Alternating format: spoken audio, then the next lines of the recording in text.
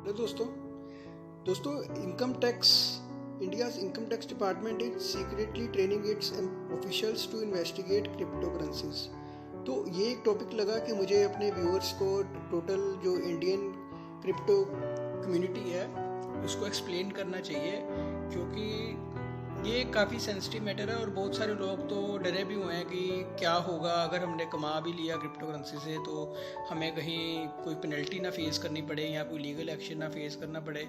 और बहुत सारे लोग तो ये ऐसा भी सोच रहे हैं कि हमें अगर क्रिप्टो करेंसी में हमें अर्निंग हुई है तो हमें उस पर टैक्स देना है कि नहीं देना, तो कोई पिक्चर क्लियर नहीं है।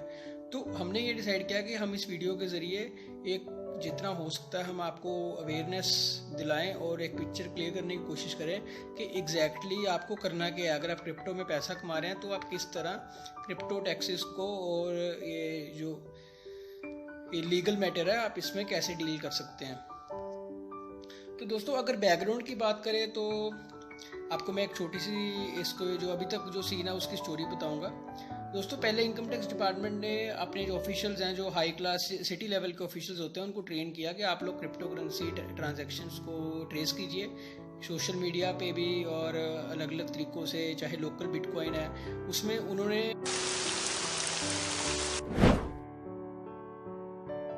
पता करने के लिए कि कौन कौन से लोग और कितनी परसेंटेज में लोग क्रिप्टो करेंसी में डील कर रहे हैं। उसके बाद जब उनको कुछ यूजर्स के बारे में पता लगा तो उन्होंने उनको अपने रिस्पेक्टिव डिपार्टमेंट्स उनको नोटिस भिजवाए, उनको क्वेश्चनिंग की कि आप लोग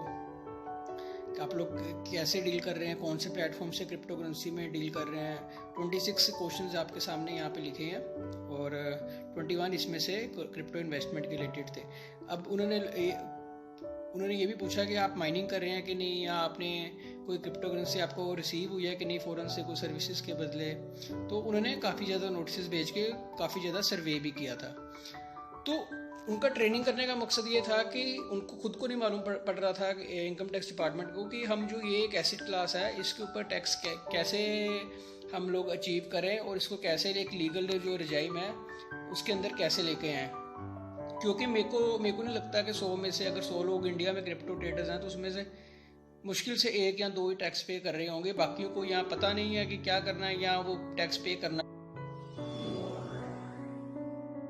तो इसमें जो गलती है वो गवर्नमेंट की भी है, क्योंकि अभी तक उन्होंने यही नहीं बताया कि क्रिप्टो करेंसीज को उन्होंने क्या स्टेटस दिया है, इसको कौन गवर्न कर रहा है। सेबी गवर्न कर रही है कि आरबीआई गवर्न कर रही है। आरबीआई कहती है कि जी हम बैंक्स को उन्होंने मना कर दिया था पहले कि आप लोग इनके अकाउंट्स जो हैं वो बंद कर दीजिए एक्सचेंजेस के, आप लोग क्रिप्टो करेंसीज ट्रांजैक्शंस को फेवर ही ना करें, क्योंकि उनको पता है कि हम इसको बैन तो कर नहीं सकते हैं, इसको इलीगल तो बोल नहीं सकते हैं, क्योंकि वो काम पार्लियामेंट का है। ठीक है। और आरबीआई ये भी बोलेगी कि ये जो एक तरह की जो ये सिक्योरिटीज़ हैं है कि नहीं है, तो जैसे स्टॉक मार्केट सेबी गवर्न करता है, ये भी सेबी गवर्न करे, उनको भी आपस में डाउट है। ठीक है। तो जो उस टाइम पे वो लोग कर सकते थे उन्होंने वो उस पर एक तरह का बैंकिंग बैन लगा दिया। क्यों लगा दिया? क्योंकि जब उन्होंने ये सब काम करे थे इंडिविजुअल्स के बारे में पता करके, उनकी क्रिप्टो एक्टिविटी पता करके, ठीक है, उनको ये मालूम ही नहीं पड़ा कि हम इसको कैसे टैकल करें, क्योंकि कैसे पता करेंगे कि कौन सी एंट्री एक्सचेंजेस पे हुई हैं। अब एक्सचेंजेस की बात करें तो वो बोलते हैं कि इस पे 18% जीएसटी लगनी चाहिए क्रिप्टो ट्रांजैक्शंस पे, और अगर एक्सचेंजेस तो वैसे ही मर जाएंगी अगर वो हर एक ट्रांजैक्शन अपने आप प्रॉफिट पे 18% जीएसटी देने लगे, क्योंकि वो फीस तो उस हिसाब से काफ़ी कम लेते हैं। ठीक है। तो एक्सचेंजेस भी चलो दोस्तों चली गई बाहर। मेजोरिटी का सभी 100% एक्सचेंजेस मुझे पता है कि इंडिया में रजिस्टर्ड ही नहीं है, क्योंकि यहाँ पे कोई लॉ नहीं क्लियर है। अच्छा, अब एक्सचेंजेस तो पिक्चर से बाहर हो गई। अब बात करते हैं हम जैसे आप जैसे जो नॉर्मल ट्रेडर्स हैं, इन्वेस्टर्स हैं, ठीक है, उनकी बात आ गई है। तो अब वो क्या करेंगे, जो अपनी कैश P2P ट्रांजैक्शंस हैं या उनके प्रॉफिट्स हैं उस चीज़ का क्या करेंगे। ठीक है। तो टैक्स डिपार्टमेंट ने जो भी कोशिशें की, फेक अकाउंट बनाए। एक बिट्टू शर्मा नाम का ये लोकल इसकी एग्जांपल दी है बिट्टू शर्मा की, ये लोकल बिटकॉइन यूज़ करता था, ठीक है, दिल्ली में। तो अब इसके बैंक अकाउंट डिटेल्स वगैरह सभी फ़ोन नंबर इन्वेस्टिगेशन के दौरान जो है अथॉरिटी ने पता कर लिए। ठीक है। ये ब्लॉक एक्सप्लोरर, ब्लॉकचेन इन्फो, ये सब इन्होंने आईपी एड्रेस काफ़ी हद तक इन्होंने किया, ठीक है। फिर उन्होंने क्लूज़ के बारे में पता करना शुरू किया कि जैसे प्रॉपर ट्रेडिंग कहाँ पे ये लोग कर रहे हैं, कौन कौन सी क्रिप्टो करेंसीज हैं। इन्होंने पाया कि ये लोगों ने डीमोनेटाइजेशन के दौरान अपनी जो पैसे हैं वो क्रिप्टो करेंसीज में डाल के या प्राइवेसी कॉइन जैसे जो मोनेरो वगैरह इसमें डाल के रख लिए हैं, ठीक है। तो साथ में इन्होंने एज ग्रुप बताया कि इतने 18 से 40 ईयर्स के काफ़ी ज़्यादा लोग जो हैं वो इन्वेस्ट करते हैं। तो काफ़ी चीज़ें हुई। उन्होंने फिर एक रूल इनकम टैक्स लॉ का कि 132 सब सेक्शन 3 में कि ये जो क्रिप्टो करेंसी है उसको बोल सकते हैं कि आप इसको कैश में कन्वर्ट करो और वो जो कैश है वो सीज हो जाए, ठीक है।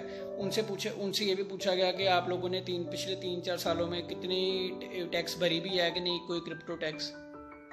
तो ये काफ़ी चीज़ें थी, काफ़ी डाउट्स थे, काफ़ी प्रॉब्लम्स थी कि जो क्लियर होनी, उस पर एक जेन्युइन जो राय मुझे लगा कि मुझे आपको देनी चाहिए। तो ये काफ़ी देर से डिपार्टमेंट प्रिपेयर कर रहा था कि हम लोग इस पर अब करें तो करें क्या। उसके बाद जब इनसे कुछ नहीं हुआ, जब ये लोग हार मान गए, क्योंकि कितना पता करेंगे किसी के बारे में। किसी ने इंडियन एक्सचेंज पे ट्रांजैक्शन करी है तो वो उसको किसी डिसेंट्रलाइज्ड एक्सचेंज पे भी लेके जा सकता है, बाइनेंस पे भी लेके जा सकता है, आउट ऑफ इंडिया भी लेके जा सकता है, वहाँ पे ट्रेडिंग करके फिर से दोबारा पैसा जो है वो इंडियन एक्सचेंज पे ला सकता है। तो जब उनको पता लगा कि ये टाइम के साथ साथ ये चीज़ें जो है वो हमारे लिए मुश्किल ही हो जाएंगी, और तो सीधे उन्होंने बैंकिंग जो बैन जो आरबीआई ने लगाया था वो ही ठोक दिया, ठीक है। इस यहाँ पे तो सब डिटेल्स दी हुई हैं। मैं आपको जो बीच में मेन इंफॉर्मेशन है मैं आपको वो बताऊंगा कि एक्चुअल में क्या चल रहा है।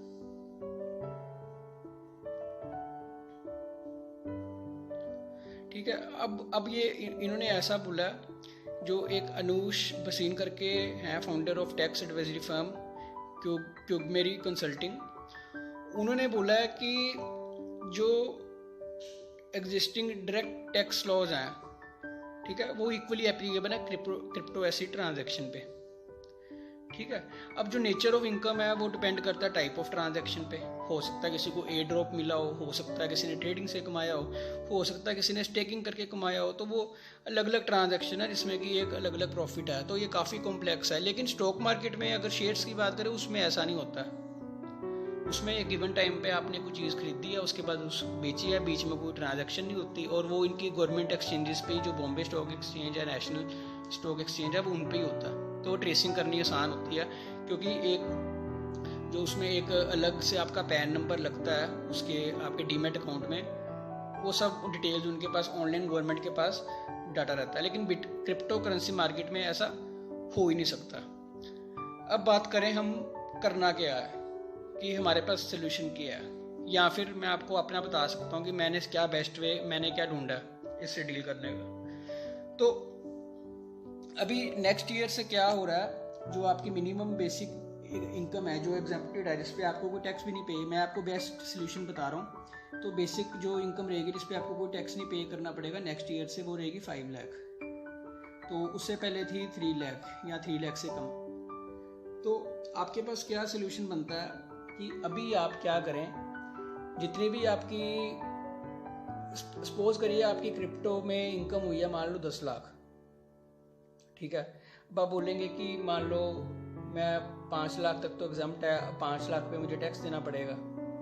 वो तो आप दे सकते हैं, देना कि नहीं देना वो आपको देखना है। अगर आप देते हो तो वेल एंड गुड, नहीं देते हैं तो आप कम से कम 5 लाख पे ज़रूर टैक्स भरिए, क्योंकि उससे क्या होगा कि कल को अगर कोई वैसी चीज़ होती नहीं है, मान लो खुदा ना खास्ता अगर कोई चीज़ हो भी जाती है, वैसे होती तो नहीं है, खुदा ना खास्ता अगर कुछ ऐसा कोई इनकम टैक्स का कोई इशू आप में होता है, कुछ आप डिपार्टमेंट की नज़र में आ भी जाते हैं, तो अगर आपने 5 लाख की कम से कम आपने एग्जेम्प्टेड जो टैक्स है वो भरी होगी ना, तो एक तो आपको कोई ऊपर से टैक्स नहीं पे करना पिया।